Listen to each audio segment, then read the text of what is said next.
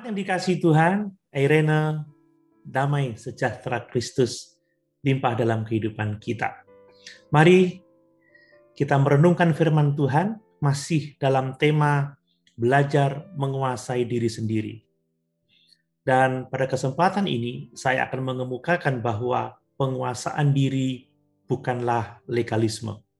Mari kita membaca kembali surat Galatia pasal 5 ayat 22 sampai 23. Demikian firman Tuhan. Tetapi buah roh ialah kasih, sukacita, damai sejahtera, kesabaran, kemurahan, kebaikan, kesetiaan, kelemah lembutan, penguasaan diri. Tidak ada hukum yang menentang hal-hal itu. Jemaat yang dikasihi Tuhan, sebagaimana kita ketahui bersama bahwa penguasaan diri adalah salah satu buah Roh Kudus. Itu sebabnya penguasaan diri adalah buah dari hidup yang dipimpin oleh Roh Kudus.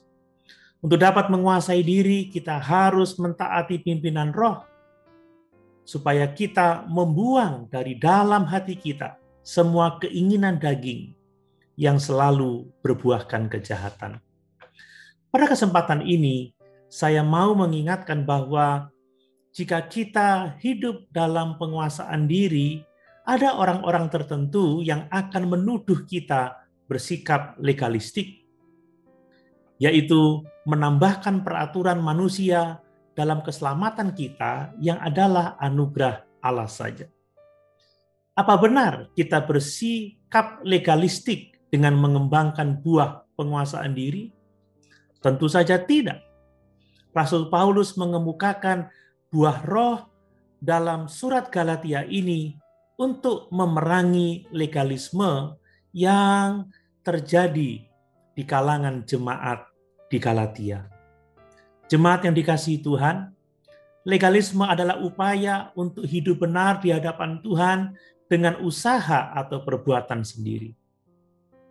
Orang-orang legalistik juga berusaha untuk terlihat rohani, terlihat baik di hadapan orang lain dengan mentaati aturan-aturan buatan manusia. Dan mereka menghakimi orang-orang Kristen lainnya yang tidak mentaati aturan mereka. Kita harus ingat bahwa Alkitab mengajar kita untuk hidup sebagai orang Kristen saleh, kita harus hidup secara terbuka di hadapan Tuhan yang menguji hati kita. Jemaat yang dikasihi Tuhan, hidup di bawah kasih karunia Allah tidak berarti bahwa Allah memberi kita banyak kelonggaran untuk berbuat dosa, atau membiarkan kita untuk menjalani hidup ini sesuai dengan kehendak kita, menjalani hidup dengan seenaknya, ceroboh, dan tidak menghasilkan buah-buah dalam kekristenan kita. Rasul Paulus menulis dalam 1 Korintus pasal 15 ayat yang ke-10, tetapi karena kasih karunia Allah, aku adalah sebagaimana aku ada sekarang. Dan kasih karunia yang dianugerahkannya kepadaku tidak sia-sia. Sebaliknya aku telah bekerja lebih keras daripada mereka semua. Tetapi bukannya aku, melainkan kasih karunia Allah yang menyertai aku. Jemaat yang dikasihi Tuhan, penguasaan diri bukanlah legalisme, tetapi buah dari kehidupan taat kepada pimpinan Roh Kudus.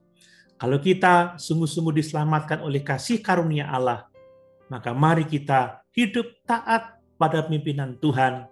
Dan kalau kita taat, kita akan dapat menguasai diri kita. Haleluya! Tuhan Yesus memberkati.